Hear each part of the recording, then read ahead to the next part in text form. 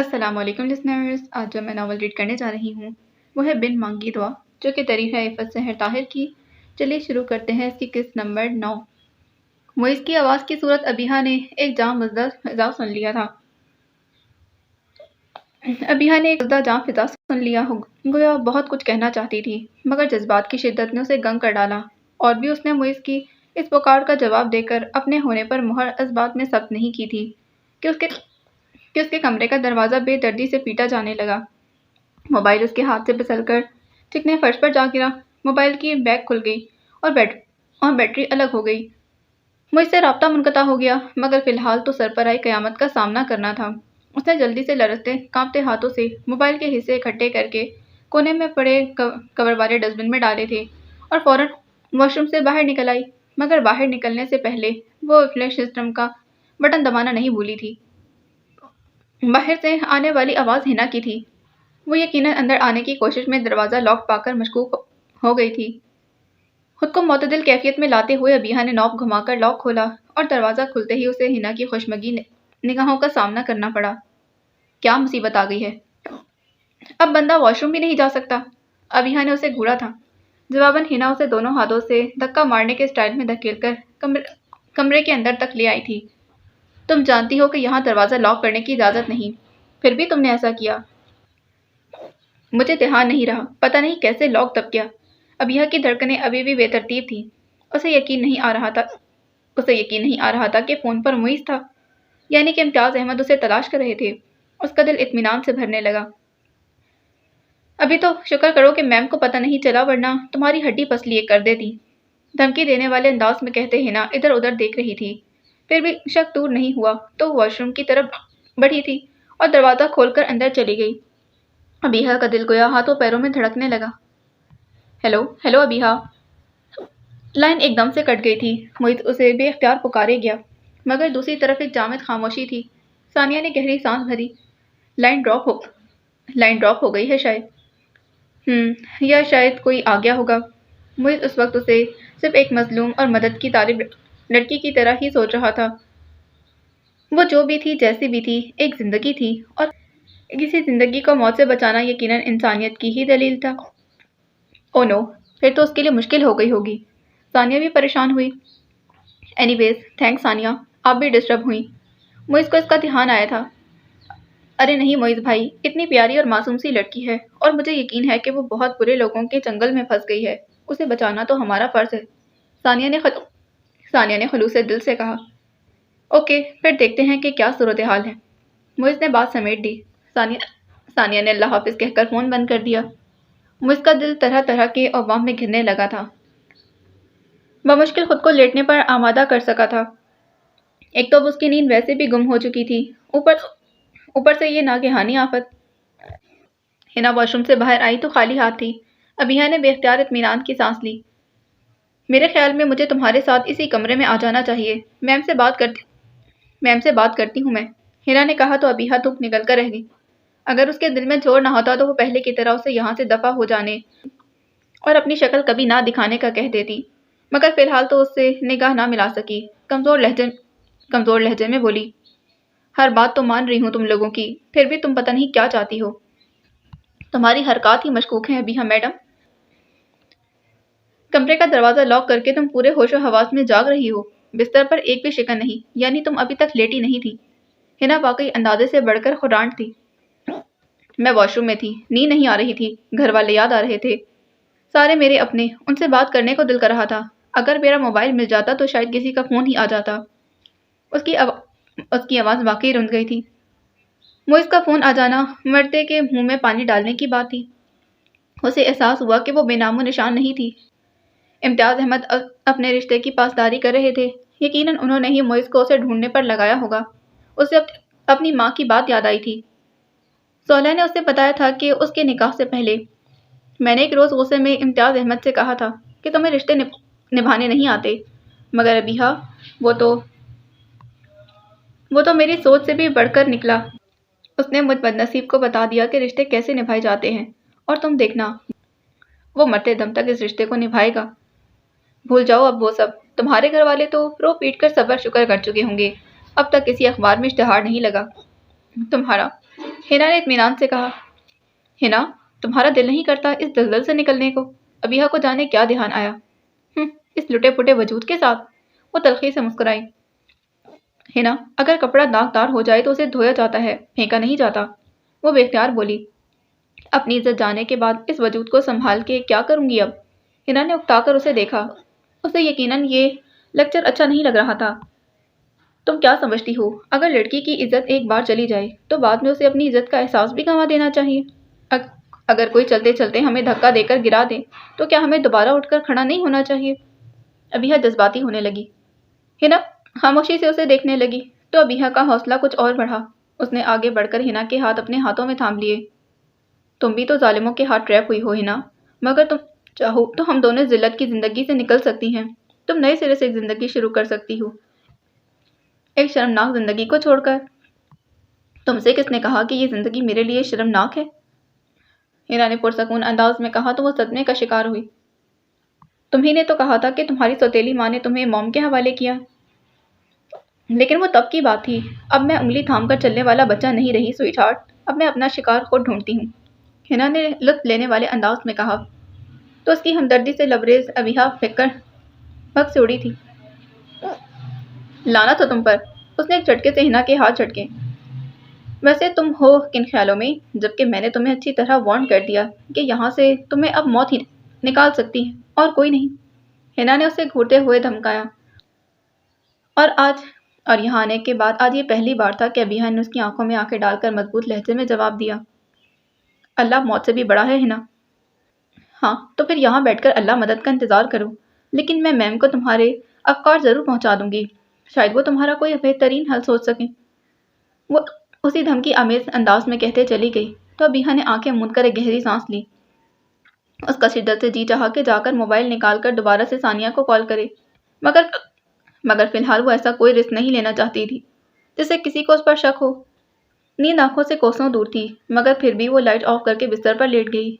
वो इस खुलने वाले नए रास्ते के मुतालिक अच्छी तरह सोचकर प्लान करना चाहती थी। शाम को सानिया फिर ऑन के रेस्टोरेंट में मौजूद थी। काउंटर पर किसी वेटर को हिदायत देते ऑन ने यूं ही इत्तेफाकन नजर उठाकर देखा तो अटेंडेंट आने वाली किसी लड़की के लिए दरवाज़ा खोल रहा था। ऑन की नज़र ने पलटकर आने से इनकार किया। वेटर को बेइज्जत रुखसत करता वो लपक कर दाखिली दरवाजे की तरफ बढ़ा। हेलो, वो एन सानिया के सामने जा खड़ा हुआ जो पूरे हॉल पर ताराना निगाह दौड़ा रही थी। अस्सलाम वालेकुम। इत्मीनान से शायद तंज किया गया, मगर ऑन ने इस तंज को भी तोहफे की तरह लिया। वालेकुम अस्सलाम। मुझे कॉल करती मैं आ जाता, दबे लफ्ज़ों में कहा। मैं यहाँ मोइज़ भाई से मिलने आई हूँ। सानिया का अंदाज जताने वाला ज़्यादा था या तपाने वाला, ऑन समझ नहीं पाया, मगर तब ज़रूर गया था। तो इस मुलाकात के लिए मेरे रेस्टोरेंट ही रह गया था। एक्सक्यूज़ मी, क्या मामू जान ने ये रेस्टोरेंट तुम्हारे नाम कर दिया है? आंखें फैलाकर वो कुछ इस मासूमियत से अपनी हैरत का इजहार कर रही थी कि ऑन का दिल पहलू में लौट-पौट होकर रह गया। वो खुद ही एक कॉर्नर टेबल की तरफ बढ़ गई। मोइज़ ने मुझसे तो जिक्र नहीं किया। ऑन ने उसके बैठते ही अपने लिए कुर्सी घसीटी तो उसे अपने सामने बैठते देखकर सानिया गहरी सांस भरकर रह गई। मैंने उन्हें यहाँ बुलाया है उनकी कज़न के सिलसिले में बात करने के लिए। तुम क्यों खुद को इस मामले में उलझा रही हो सानी? जितना तुमने करना था कर दिया, अब बस करो। ऑन मुस्तरब था। वो बहुत मजलूम लड़की है और बुरी तरह से उन लोगों के चंगुल में फंसी हुई है। अगर मेरी थोड़ी सी मदद से वो वहाँ से निकल सकती है तो मैं हरगिज़ भी पीछे नहीं हटूंगी। सानिया का अंदाज अटल था। उनने कुर्सी के पुच्छर टेक लगाकर गहरी सांस भरी और हॉल में नज़र दौड़ाते हुए बोला, मुझसे ज़्यादा तुम्हारी जिद से कौन वाकिफ होगा? फिर कदरे तौक़ुफ़ से उसकी तरफ देखा और धीमे लहजे में बोला, मगर मैं तुम्हें किसी मुसीबत का शिकार होते नहीं देख सकता सानी। मैं कौन सा किसी महाज पर जाने वाली हूँ? सानिया का अंदाज वही था, लापरवाह। फिर वो अपनी रिस्ट वॉच पर टाइम देखने लगी। ऑन ने देखा उसकी कलाई में गोल्ड की खूबसूरत सी चूड़ी थी और दूसरे हाथ की कलाई में नाजुक सी घड़ी थी। उसकी उंगलियां अलबत्ता अंगूठी से खाली थी। अस्सलाम वालेकुम। मुइज़ की आवाज़ वो बुरी तरह चौंका था। मुइज़ शरारती नज़रों से उसी को देख रहा था। वो झेंपा। सानिया को देखते उसे इर्द गिर्द का होश ही नहीं रहता था। ये वक्त है तुम्हारे आने का? अपनी खफा दूर करने के लिए वो रोब से पूछने लगा। कुर्सी घसीट कर बैठते मुइज़ ने खफीफ सा आइब्रो झुकाकर सिर देखा था। मुझे नहीं याद पड़ता कि मैंने तुम्हें यहाँ मिलने का कोई वक्त दिया हो। ثانیہ نے مسکراہٹ چھپانے کے لیے مینیو کارڈ کو کھول کر منہ کے آگے کر لیا. انہیں دانت کچکچاتے معیز کو مکہ دکھایا تھا. جواباً اس کی حالت سے ہنس اٹھاتے معیز نے الٹا انگوٹھا دکھا دیا اور زوردار آواز میں کرسی پیچھے دھکیل کر اٹھا تھا. بھاڑ میں جاؤ تم. اور غصے سے کہتے وہ ٹھنکا. ثانیہ نے ترچھی نظر اس پر ڈالی تھی پھر دانت پیس کر بات مکمل کی. اور تم بھی. وہ پاؤں پٹکتا وہاں سے چلا گیا. کمال ہے، یہ تو کسی کو اپنے آگے بولنے ہی نہیں دیتا. آپ کیسے قابو کر لیتے ہیں اسے؟ ثانیہ متاثر ہونے والے انداز میں بولی. یار ہے میرا، یہ سب تو اس کی ایکٹنگ ہے. وہ مسکرا دیا اور اس مسکراہٹ میں دوستی کے سارے رنگ تھے. ایک بہترین دوست کے ہمیشہ ساتھ ہونے کا احساس تھا. انتہائی جذباتی، جلد باز یا پھر غیر مستقل مزاج. ثانیہ سنجیدہ تھی. اس کا یہ تجزیہ اون عباس کے متعلق تھا. کھلم کھلا اور بے لاگ تجزیہ. وہ اس قدرے محتاط ہوا. آپ نے اپنے معاملے میں ایسا پایا ہوگا، ورنہ وہ ایک بےحد پرخلوص انسان ہے، دوستوں کی پشت پر ہمیشہ کھڑا رہنے والا. لمحہ بھر کے توقف کے بعد وہ مسکرا کر بولا. شاید کچھ اس طرح کا شعر ہے کہ عدم خلوص کے لوگوں میں ایک خامی ہے، ستم ذریع، بڑے جلد باز ہوتے ہیں. خیر، میں یہاں آپ سے کسی اور معاملے پر بات کرنے آئی ہوں. وہ ایک دم سے اپنا آپ لپیٹ گئی تھی. شاید خیال آیا کہ ابھی معیز اتنا قابل اعتبار بھی نہیں تھا کہ وہ اپنی پرابلم شیئر کرنا شروع کر دیتی. جی ضرور. معیز اس کی بات فوراً سمجھ گیا تھا. اسی وقت ویٹر نے دونوں کے سامنے ان کے پسندیدہ ڈرنکس لا کر رکھے. میں نے تو آرڈر نہیں کیا تھا. ثانیہ نے کہنا چاہا. یہ اون عباس کا خلوص ہے میڈم. ابھی کچھ دیر بعد وہ بنا ہم دونوں سے کنفرم کیے اینڈ ہماری پسندیدہ ڈشز پر بھی مبنی ڈنر بھی کروائے گا. ویٹر کے جانے کے بعد معیز نے بڑے فخر سے دوست کی بڑائی بیان کی، جسے ثانیہ نے قطعاً نظر انداز کر دیا. ظاہر ہے ایک ہوٹل چلانے والا ان کاموں میں ہی ماہر ہوگا. لاپرواہی سے بات بدلتے ہوئے کہا تھا. اینی ویز، ابیہا سے رابطہ ہوا؟ معیز نے پوچھا تو ثانیہ نے نفی میں سر ہلا دیا. میں اسے کال بھی نہیں کر رہی، کہیں موبائل کسی اور کے ہاتھ نہ لگ گیا ہو. معیز کا انداز پرسوچ تھا. ایسی صورت میں تو تمہیں کال آ چکی ہوتی. وہ بے ساختہ بولا. خفیف سا ہو کر معذرت کرنے لگا. آئی ایم سوری، آپ کو کال آ چکی ہوتی.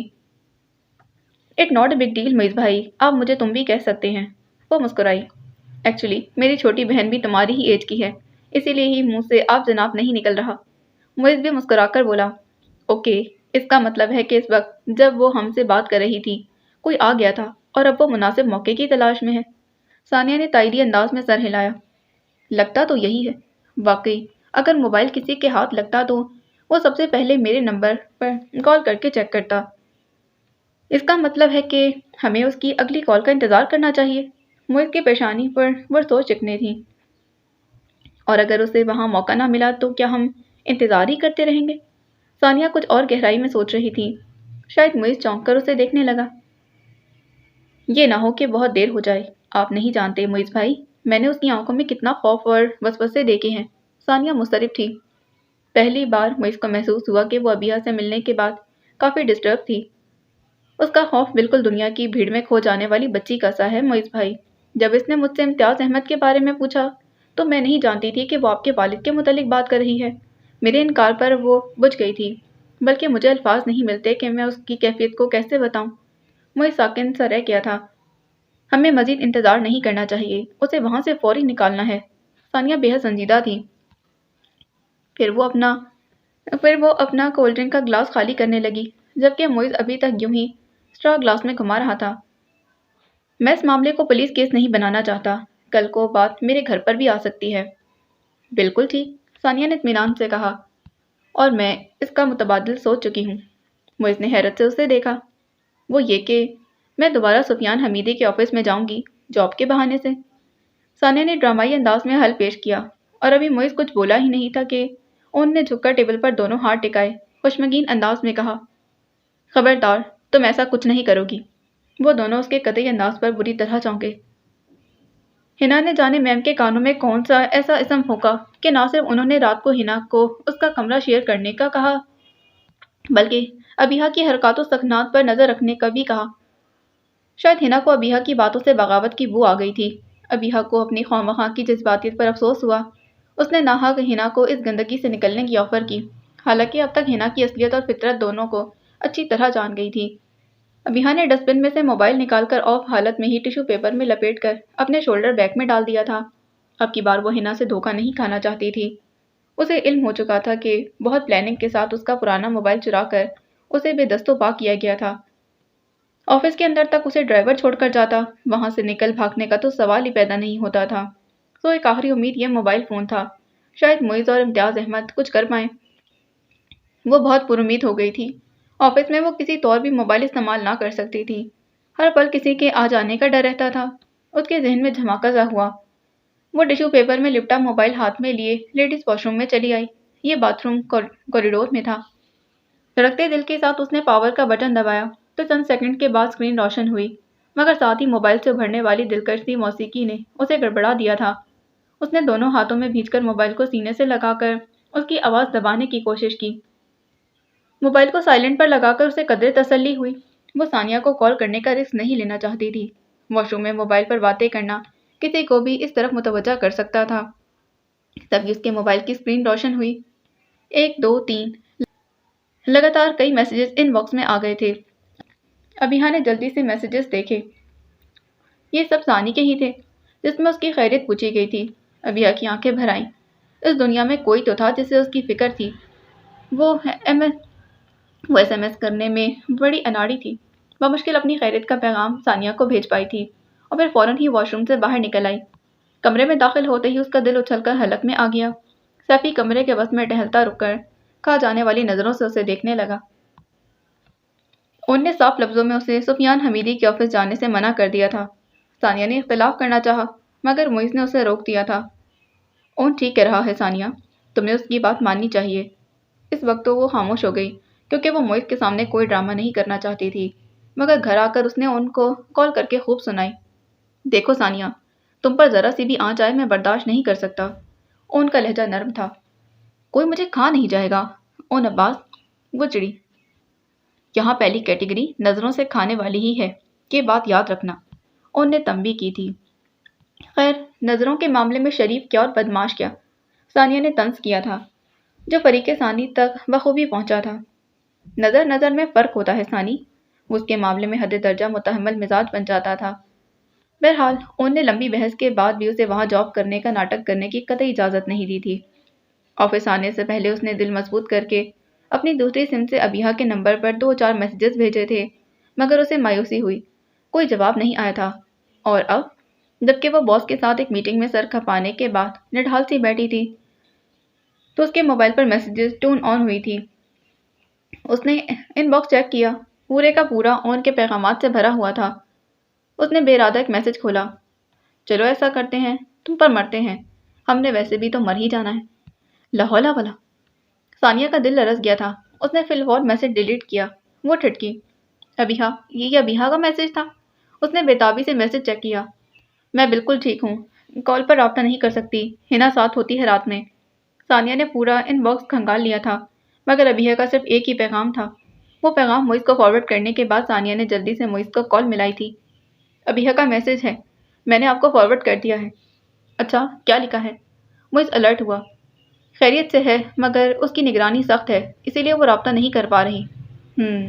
मुइज़ ने एक दबी सांस खारिज की थी। आप पुलिस रेड क्यों नहीं करवाते वहाँ? सानिया को यही आसान हल दिखाई दिया था। उन लोगों का नेटवर्क बहुत स्ट्रांग है। मैं मैडम राना पर काफ़ी रिसर्च कर चुका हूँ।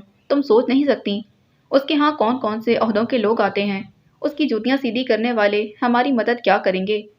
हाँ, ये हो सकता है कि बात पहले ही लीक आउट हो जाए और मैडम राना उसे गायब ही कर दें। वो उसने तफसील से बताया तो सानिया चुप सी रह गई। फिर लम्हा भर के तौक़ुफ़ के बाद उसने कहा, मुइज़ भाई, आप ओन को समझाएं। मैंने बहुत सोच समझ कर फैसला किया था। वहाँ जाकर अबिहा के हालात समझकर मैं उसकी मुनासिब अंदाज में मदद कर सकती हूँ। नहीं सानिया, मैं इस काम के लिए ओन को कभी मजबूर नहीं करूँगा। हाँ, बात अगर ओन की होती तो मैं उसे ज़बरदस्ती मजबूर कर सकता था। मुइज़ ने शाइस्तगी से पहलू बचा लिया। लेकिन मैं खुद अपनी मर्जी से कह रही हूँ। सानिया ने एहतजाज किया। लेकिन तुम उसके निकाह में हो, उसकी मर्जी और खुशी की पाबंद। मुइज़ ने बेसाख्ता उसे याद दिलाया था। मगर फ़िलहाल मैं अपने वालिदैन के घर में हूँ। उनकी पसंद नापसंद मुझ पर इस तरह से फ़र्ज़ नहीं है। सानिया ने खफगी से कहा। एनीवेज़, मैं तुम्हारी ऑफ़र पर शुक्रिया अदा करता हूँ। تم نے خلوص دل سے مجھے یہ پیشکش کی تھی، مگر میں اون سے متفق ہوں۔ پہلے بھی ابیہا وہاں پھنسی ہوئی ہے اور ہم مزید کوئی پریشانی افورڈ نہیں کر سکتے۔ موئز نے اسے سراہتے ہوئے نرمی سے بات ختم کر دی۔ یہ سب اون کا قصور ہے۔ اچھی بھلی ایک معصوم لڑکی کی جان بچانے کی نیکی کرنے والی تھی میں، لے کے اعتراض جڑ دیا۔ ثانیہ نے دانت پیسے۔ اسی وقت اس کا موبائل بجنے لگا۔ ان کا نام اسکرین پر جگمگاتا دیکھ اس نے گہری سانس بھری۔ شیطان کو یاد کیا اور شیطان حاضر۔ اس نے کال اٹینڈ کرتے ہی طنز جڑا تھا۔ چلو تم نے کسی بہانے مجھے یاد کرنا شروع تو کیا۔ ان کی خوش فہمی کے اپنے ہی انداز تھے۔ ثانیہ چڑی تھی۔ تم کون سا 19 کا پہاڑا ہو جسے یاد کرنا بہت ضروری ہو؟ اس کی بات پر ان کا کہکا بے ساختہ تھا۔ تمہاری وجہ سے میں ایک بے بس اور مجبور لڑکی کی مدد نہیں کر پا رہی۔ گناہ تمہارے ہی سر جائے گا۔ اس کا غصہ انداز گفتگو سے عیاں تھا، کیونکہ میں نہیں چاہتا کہ وہاں وہ بے بس اور مجبور لڑکیاں ہو جائیں۔ میں اتنی کمزور نہیں ہوں، اپنی حفاظت کرنا جانتی ہوں، ثانیہ نے تفاخر سے کہا، جسے اون نے ہنسی میں اڑا دیا تھا۔ اچھا، اپنی بلیک بیلٹ تم نے مجھے تو ابھی تک دکھائی نہیں۔ کراٹے ماسٹر بھی ہو تم؟ مذاق مت اڑاؤ اون، اور تم بھول رہے ہو ہمارے مابین کیا معاہدہ طے پایا تھا؟ پھر ہر معاملے میں نکاح نامہ نکال کر لے آتے ہو مجھ پر خواہ مخواہ کی پابندیاں لگانے کے لیے۔ وہ ضد ہو کر بولی۔ خواہ مخواہ کی نہیں، صرف جائز، اون نے تصحیح کی۔ کسی مجبور کی مدد کرنے سے روکنا جائز عمل ہے؟ میں نے صرف مدد کرنے کے طریقے سے اختلاف کیا ہے، اس کی مدد کرنے سے نہیں، اون نے تحمل سے کہا۔ اس سے اچھا تھا کہ میں لندن ہی چلی جاتی، وہاں پر بھی تم ہی نے ٹانگ اڑائی تھی۔ ثانیہ جل کر بولی تو اون نے فی الفور ٹوکا تھا۔ ایکسکیوز می، تم بھول رہی ہو وہاں میں تمہیں ہنی مون پر لے جانے کا وعدہ کر چکا ہوں۔ تم صرف یہ بتاؤ کہ فون کیوں کیا ہے؟ ثانیہ کو اپنا غصہ ضبط کرنے میں دقت محسوس ہوئی۔ کیوں؟ اب میں بغیر وجہ کے فون بھی نہیں کر سکتا؟ بڑے لاڈ کا مظاہرہ کیا گیا۔ اون عباس، ثانیہ کا لب و لہجہ تنبیہی تھا۔ بعد میں دیکھنا، تمہارے گلے شکوے ہی ختم نہیں ہوں گے۔ 10 دفعہ ریسٹورنٹ فون کیا کرو گی، مگر میں بزی ہی ملوں گا، اون نے خفگی سے کہا۔ کاش، ثانیہ نے گہری سانس بھری۔ اینی وے، کل سے میرے فائنل ایگزام سٹارٹ ہو رہے ہیں، سوچا کہ اچھے شیخن کے طور پر تم سے بات کر لوں۔ وہ اب شرافت کے جون میں تھا۔ بہتر ہوتا کہ تم اچھی طرح پڑھائی کر لیتے۔ ثانیہ متاثر نہ ہوئی۔ بڑی ظالم ہو یار، وہ کہا، پھر گویا اسے پیشکش کی۔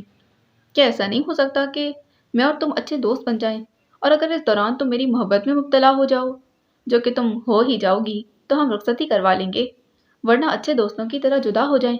انداز بے حد مظلومانہ تھا۔ ثانیہ چپ رہ گئی۔ اوکے، میرے خیال میں کہ تم لیٹ رہی ہو، پھر بات کریں گے۔ وہ بڑی خوبصورتی سے اس کے ہاتھ میں ایک نئی سوچ تھما کر رخصت ہوا تھا، جبکہ ہاتھ میں بے جان موبائل تھا۔ ثانیہ الجھن کا شکار تھی۔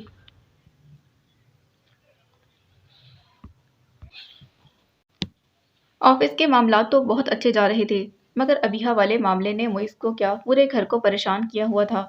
سبینہ وقتی طور پر موئز کی بات سمجھ کر خاموش ہو جاتی، مگر پھر سوچوں کے کئی دور واہ ہو جاتے تو ٹینشن کا شکار ہونے لگتی۔ ان دنوں تو وہ موئز سے بات کرنے کی بھی روادار نہیں تھی۔ جب سے اس نے ابیہا کے لیے نیکسی صاف کروائی تھی، ابھی بھی آفس جانے سے پہلے وہ ان کے کمرے میں تو گیا۔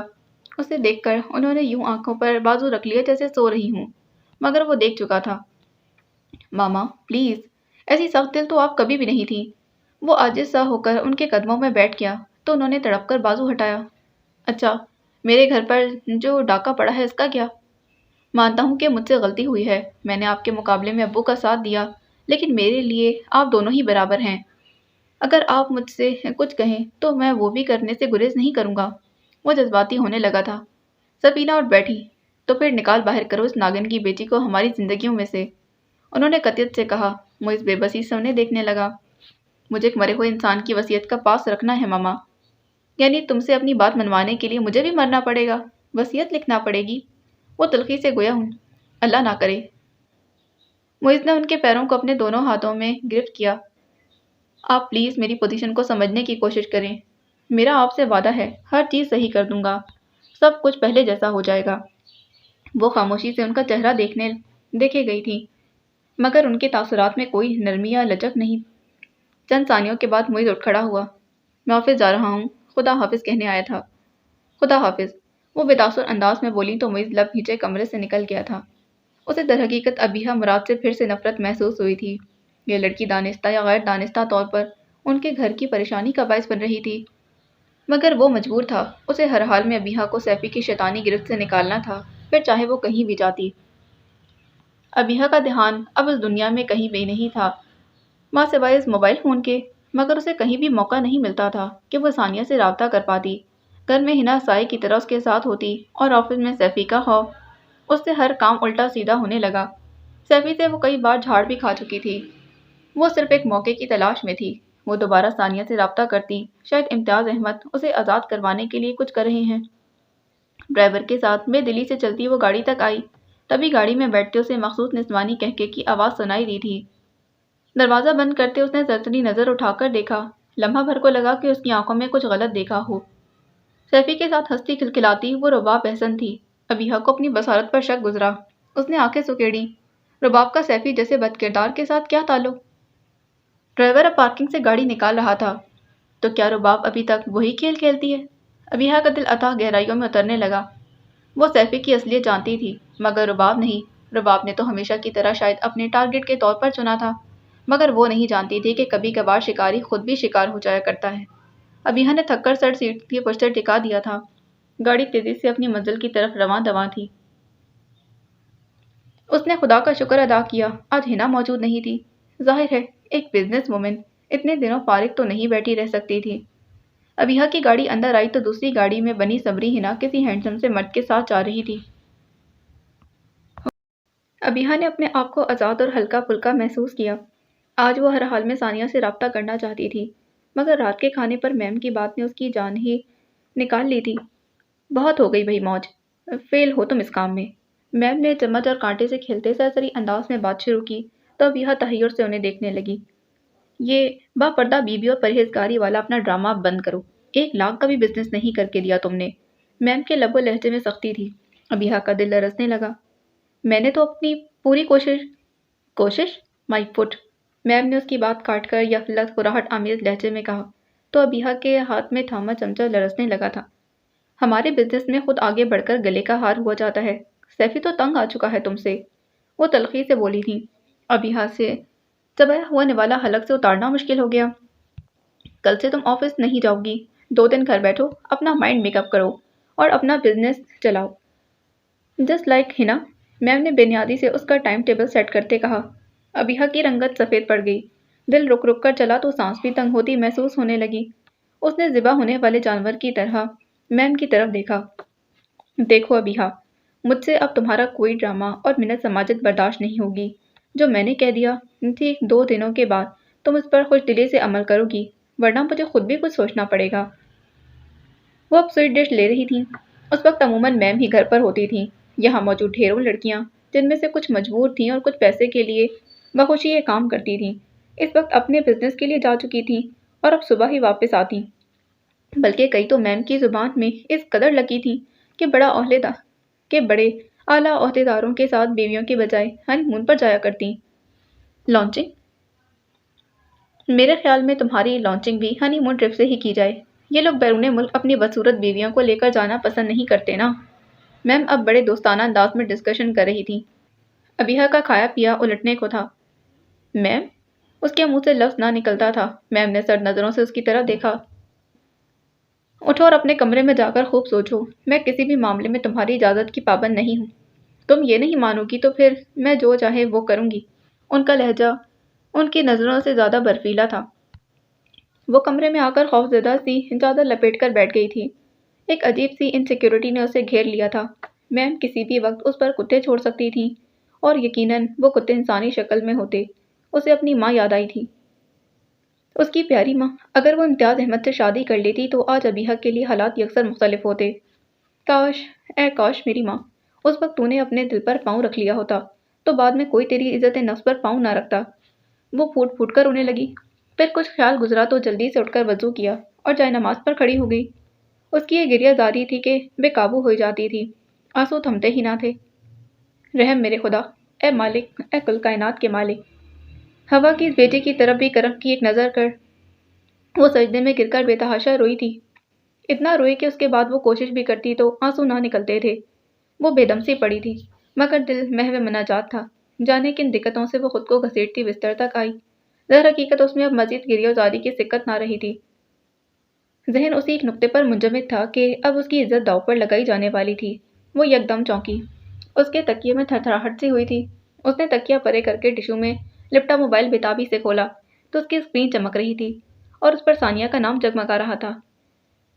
اس کے وجود میں جیسے جان آ گئی تھی۔ تیزی سے اتر کر واش روم کی طرف بڑھی، دروازہ بند کیا۔ ثانیہ کی کال مسلسل آ رہی تھی۔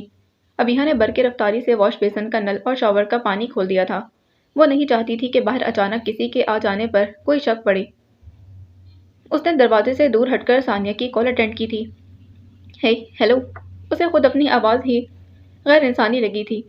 کھینچی ہوئی نسوں کے ساتھ اسے بولنا دنیا کا مشکل ترین کام لگا تھا۔ ابیہا؟ ثانیہ کا انداز محتاط تھا۔ ہاں، میں ابیہا ہوں۔ ثانیہ، میں ابیہا ہوں۔ خوف سے لرزہ چڑھ رہا تھا۔ کیسی ہو ابیہا؟ میں بہت مشکل میں ہوں۔ میں یہاں سے نکلنا چاہتی ہوں۔ Please, please. اس کی آواز پھنسی ہوئی تھی۔ کیا ہوا ہے ابیہا؟ کھل کر بات کرو۔ اگر موقع ملا ہے تو۔ ثانیہ نے نرمی اور پیار سے کہا تو اس کی آنکھوں سے آنسو آنے لگے۔ عرصہ ہوا تھا کہ بیریا لہجہ سنے۔ میں یہاں محفوظ نہیں ہوں۔ مجھے کسی کے ہاتھوں بیچنا چاہتی ہیں۔ بس 2 دن کے بعد۔ خدا کے لیے ثانیہ مجھے بچا لو۔ میری عزت داؤ پر لگنے والی ہے۔ وہ گھٹی گھٹی آواز میں بولی تھی۔ ڈونٹ وری ابیہا، رو مت، حوصلہ کرو۔ You are a brave girl, میں ضرور تمہاری ہیلپ کروں گی۔ ثانیہ نے بہت پیار سے اسے پچکارا تھا۔ میرا کل سے آفس جانا بھی بند ہو گیا ہے، بس 2 دن کے بعد۔ وہ بلک اٹھی تھی۔ حوصلہ کرو ابیہا۔ کیسے حوصلہ کروں؟ اتنے دنوں سے تم لوگوں کو پتا ہے کہ میں ان کے قبضے میں ہوں۔ تم کچھ کرتے کیوں نہیں؟ تم لوگ مجھ سے کہو میری بے بسی کا تماشا مت دیکھے۔ اور امتیاز احمد کہاں ہے جو میری ماں کے پکے وعدے کر کے ایک مضبوط بندھن میں باندھ کر مجھے ساتھ لائے تھے؟ کیا وہ میم کو ثبوت دکھا کر دعوے کے ساتھ مجھے یہاں سے چھڑوا نہیں سکتے؟ وہ بچی ہوئی آواز میں اپنی چیخیں روکتی، کبھی غصے اور کبھی بے بسی سے کہہ رہی تھی۔ ثانیہ گنگسی سنے گئی۔ یہ کیسے راز چھپے تھے اس کی باتوں میں؟ کون سا مضبوط بندھن؟ کیسا ثبوت؟ اور کیسا دعویٰ؟ مجھ احمد کو بتا دو ثانیہ، پرسوں تک کا وقت ہے میرے پاس۔ اگر پرسوں 12 بجے تک کچھ نہ کر سکا تو میری خودکشی اس کے سر۔ قیامت کے روز میں ان دونوں باپ بیٹے سے حساب طلب کروں گی۔ اس نے تھک کر خود ہی لائن کاٹ دی۔ کہنے سننے کو اور بچا ہی کیا تھا؟ امتیاز احمد تو جیسے اسے ہر رشتہ توڑ بیٹھے تھے، اور اب جب کہ معیز کو اس کے بارے میں پتہ چل گیا تو وہ بھی محض تماشا ہی دیکھ رہا تھا۔ وہ بے دم ہونے لگی۔ ہیلو ابیہا۔ ثانیہ نے لائن کٹنے پر بے اختیار اسے پکارا، مگر دوسری طرف خاموشی تھی۔ سن لیا آپ نے معیز بھائی؟ ثانیہ نے میٹنگ پر موجود معیز کو تھکے ہوئے انداز میں متوجہ کیا، جو گنگسا تھا۔ یہ تو بہت برا ہو رہا ہے۔ وہ بمشکل خود کو کچھ کہنے پر آمادہ کر پایا تھا۔ میں تو پہلے ہی کہہ رہی تھی کہ اسے فوری طور پر وہاں سے نکالنے کی ضرورت ہے، مگر آپ لوگ پتہ نہیں کس نفع نقصان کے چکروں میں پڑے۔ ثانیہ کے انداز میں خفگی تھی۔ لیکن اب آپ نے سن لیا نا، اسے پرسوں تک کی ڈیڈ لائن ملی ہے۔ اوکے، میں کچھ کرتا ہوں۔ معیز کا ذہن سخت پراکنندگی کا شکار ہو رہا تھا۔ اس سے منسلک ایک اہم رشتہ؟ اسے احساس ہوا کہ 3 سال پہلے اسے امتیاز احمد کے سامنے ہتھیار نہیں ڈالنے چاہیے تھے۔ آج وہ بھاڑ میں بھی جاتی تو معیز کو پرواہ نہ ہوتی، مگر امتیاز احمد جس حیثیت سے اس کی ذمہ داری معیز پر چھوڑ گئے تھے، اسے یوں بھاڑ میں جاتے دیکھنا دل گردے کا کام تھا۔ نہیں، یقیناً بے غیرتی اور بے ہمتی کا۔ سوچ کر اس کا سر پھٹنے کو تھا۔ رات کے اس پہر جب سب اپنے کمروں میں اے سی آن کیے پرسکون نیند لے رہے تھے، وہ بے چینی اور اضطراب کی آگ میں جلا جاتا تھا۔ کبھی سوچتا کہ سیدھا جا کر میڈم رانا کے سامنے کھڑا ہو جائے اور کزن ہونے کا دعویٰ کر کے ابیہا کو وہاں سے نکال کر لے جائے، مگر وہ اتنی آسانی سے سونے کے انڈے دینے والی مرغی کو ہاتھ سے جانے نہیں دیتی۔ اور اگر پولیس کو لے جاتا، لیکن اگر پولیس نے ہمیشہ کی طرح ایمانداری سے کام نہ کیا تو اس کے بعد تو میڈم ابیہا کو ایسی تہوں میں چھپا دیں گی کہ اس کی دھول بھی نہ ملے گی۔ ثانیہ نے صبح اسے اور اون کو اپنے ہاں بلایا تھا، وہاں شاید کوئی صورتحال نکل آئے۔ اس نے تھک کر سوچتے ہوئے خود کو بستر پر گرا لیا تھا۔ لڑکوں کے لیے لڑکی سے اہم کچھ نہیں ہوتا معیز، اور تم ہو کہ تمہارا پیچھا کرنا پڑتا ہے۔ رباب کے لب و لہجے میں خفیف سی تلخی کا رچاؤ تھا۔ آئی ایم سوری، بہت بزی تھا میں، یقین کرو، اور آج تو سر میں شدید درد بھی ہے۔ معیز نے کنپٹی دباتے ہوئے تھکاوٹ زدہ لہجے میں معذرت کی۔ وہ آفس آ تو گیا، مگر اب کچھ کام نہیں ہو پا رہا تھا۔ میری طرف آ جاؤ نا، اپنے ہاتھ کی بنی چائے پلاؤں گی تو سارا درد بھول جاؤ گے، وہ گنگنائی تھی۔ آفر تو بہت شاندار ہے، مگر آج ایک بہت ضروری میٹنگ ہے۔ وہ ہلکے سے مسکرایا۔ جانتا تھا کہ رباب کو چائے بنانے کی الف بے کا بھی نہیں پتا، مگر اس کے لیے چائے بنانے کا کہہ رہی تھی۔ یہ معیز کے لیے یقیناً فخر کی بات ہوگی۔ Come on Moiz, you are so boring. کوئی اور لڑکا ہوتا تو سر کے بل آتا۔ سوری، مجھے یہ کرتب سیکھنے کا کبھی وقت ہی نہیں ملا۔ معیز نے اس کا موڈ ٹھیک کرنا چاہا۔ معیز، تم میرا موڈ خراب کرنا چاہتے ہو؟ لڑکیاں اپنے بوائے فرینڈس کے بارے میں کیا کیا نہیں بتاتی، اور ایک تم ہو کہ… وہ جذباتیت اترنے لگی تھی۔ معیز سنجیدہ ہو گیا۔ اول تو یہ کہ میں تمہارا کوئی بوائے فرینڈ نہیں، دوسرا یہ کہ لڑکیوں کی اس طرح کی فضول باتوں میں مجھے کوئی بھی انٹرسٹ نہیں۔ یہ سب کچھ 90% تو جھوٹ ہوتا ہے۔ پھر بھی تم دوسرے لورز کی طرح نہیں ہو، وہ بے اختیار بولی، پھر ہنسنے لگی۔ دوسری لڑکیوں کے لورز کی طرح۔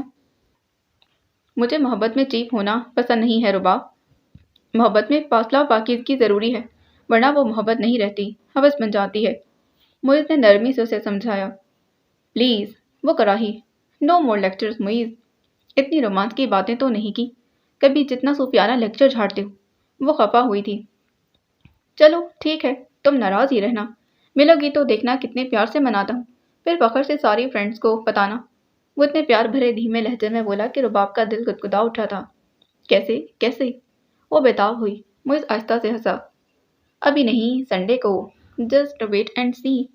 اس نے رباب کے دل کی بےقراری بڑھا دی تھی۔ معیز کا فون بند ہوا تو جلدی سے اسکائپ پر اپنی دوستوں کو بتانے لگی۔ اس کا انداز بہت جوش سے بھرا ہوا تھا۔ اس نے اون کے پاس پہنچ کر اسے چلنے کو کہا تو وہ حیران ہوا۔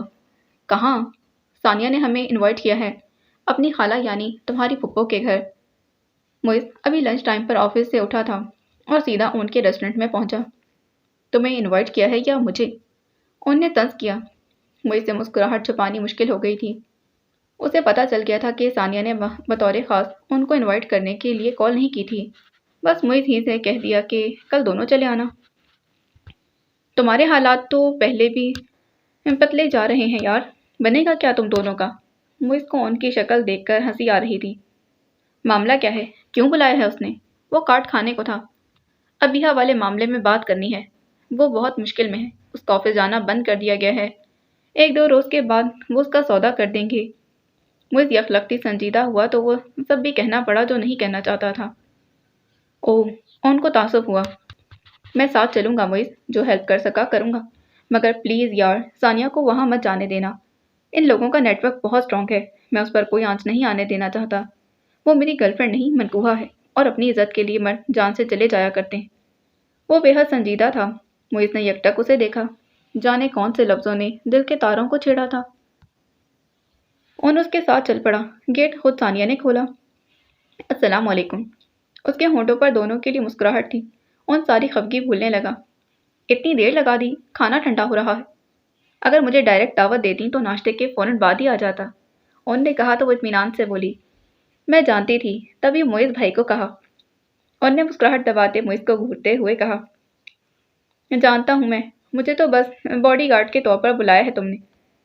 چلو بہت اچھی بات ہے، اب جاؤ دونوں ہاتھ منہ دھو کر فریش ہو جاؤ۔ خالہ جان تو کھانا کھا کے میڈیسن لے کر لیٹ چکی ہیں۔ ثانیہ کے ہونٹوں پر ہلکی پھلکی مسکراہٹ ان کو بہت حوصلہ دے رہی تھی، اور یقیناً کسی تبدیلی کا اعلان تھی۔ لنچ کیا تھا؟ گھر کے کھانے کی بہترین ویرائٹی تھی۔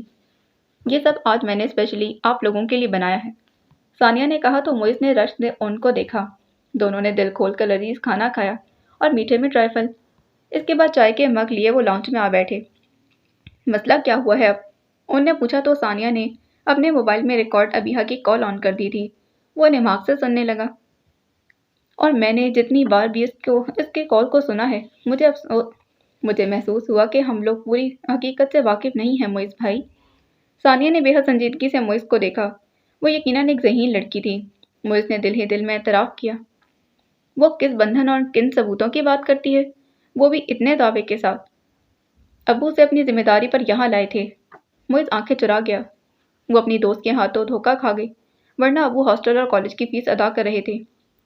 معیز یار، اس کا صاف اور سیدھا حل یہی ہے کہ پولیس ریڈ کروائی جائے اور ابیہا کو وہاں سے برآمد کر لیا جائے، ان نے صاف گوئی سے کہا۔ मैं कोई रिस्क नहीं लेना चाहता। सबसे ज़्यादा काली भेड़ें उसी महकमे में हैं। रेड से पहले ही मैडम को कॉल कर दी जाएगी और फिर शायद हम आइंदा कभी अभिया को ना देख पाएं। आप बिल्कुल ठीक कह रहे हैं। सानिया ने उसकी बात से इत्तेफाक किया था। इस मसले को तो फुल प्रूफ तरीके से हल करने की ज़रूरत है। उनने राय दी थी। ना वो वहाँ से बाहर आ सकती है और ना ही कोई वहाँ जा सकता है। मुझे इसने याद दिलाया, तुम सैफी को भूल रहे हो। वो हमारा शिकार बन सकता है। उनने दो मायनी अंदाज में कहा तो वो चौंका। वो कैसे? वो तो तुम्हें सोचना है, क्योंकि वही एक शख्स है जो तुम्हें अंदर भी ले जा सकता है और अबीहा को बाहर भी ला सकता है, तुम्हारे कहने पर। उनका जहन वाकई काम कर गया था। उसे बाहर लाकर वो मेरे हवाले ही तो नहीं कर देगा ना, वापसी भी तो होगी। मुइस उलझा था। पैसा पैसा लगाओ मेरी जान, वो लोग बिजनेस चला रहे हैं, उन्हें सिर्फ पैसा चाहिए। उनने हकीकत बयान की। मेरे हाथ की बनी चाय पीकर तुम्हारे दिमाग ने बहुत तेजी से काम करना शुरू कर दिया है, सानिया मुस्कुराहट दबाते बोली। फिर उसने मुइस को देखा। मगर मैं फिर भी कहूँगी, उस लड़की की कहानी में बहुत कुछ मिसिंग है।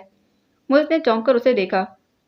उसे आपसे ऐसे शिकवा किया जैसे उसे बहुत मान हो आप पर, और उसने ये भी कहा कि इम्तियाज़ अहमद मैडम को सबूत दिखाकर उसे वहाँ से निकाल सकते हैं। सानिया अभी तक उसी नहज पर सोच रही थी। इसका क्या मतलब हुआ? उनने ना समझने वाले अंदाज में पूछा। इसका मतलब ये हुआ कि अंकल के पास ऐसा कुछ सबूत है जिसकी बिना पर अबीहा का क्लेम करके उसे वहाँ से निकाल सकते हैं। सानिया ने साफ लफ्ज़ों में वजाहत की थी। उनने मुंतज़िर नज़रों से मुइस को देखा। अब तुम बताओ, क्या अंकल ने उसे अपनी कज़न से एडॉप्ट कर लिया था? अगर ऐसा कोई तहरीरी सबूत है तो फिर भी काम बन सकता है। एक बार अबीहा वहाँ से निकल आए तो फिर तहरीरी सबूत दिखाकर उसकी वापसी को रोका जा सकता है, सानिया ने जोश से कहा। मगर मुइस चुप था, बिल्कुल चुप। वो बहुत मुश्किल में है मुइस भाई। अब सब नफ़ा नुकसान छोड़कर सिर्फ ये सोचें कि वहाँ महज उसकी जान को खतरा नहीं है। सानिया दबे लफ्ज़ों में कुछ ना कहते हुए भी बहुत कुछ कह गई थी। मुइस की रगों में दौड़ता स्याल तप उठा। उसका हाथ बेख्तियार अपनी पैंट की जेब में रेंग गया और जब बाहर आया तो उसमें एक पेपर दबा हुआ था। ये लो, शायद ये कुछ काम आ जाए। उसने वो पेपर ओन की तरफ बढ़ाया। ओन उसके बदले हुए तासुरात पर गौर करता हैरान सा होकर पेपर देखने लगा, और इस पेपर का मतन पढ़ते ही जैसे उसे 440 वोल्ट का झटका लगा। उसने बेख्तियार बेयकीनी से मुइस की जानिब देखा था। बाकी अगली किस्त में जाने से पहले चैनल को सब्सक्राइब करें, वीडियो को लाइक करें, बेल आइकन को प्रेस करना हरगिज़ ना भूलें। मिलते हैं इसकी अगली एपिसोड में। अल्लाह हाफिज़।